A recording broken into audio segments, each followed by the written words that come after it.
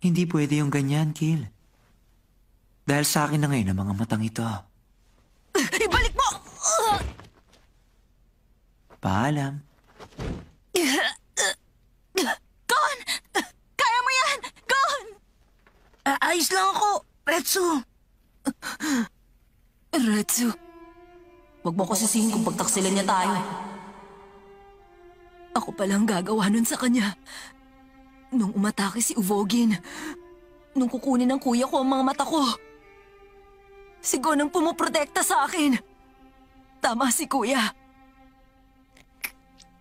Wala akong kwenta.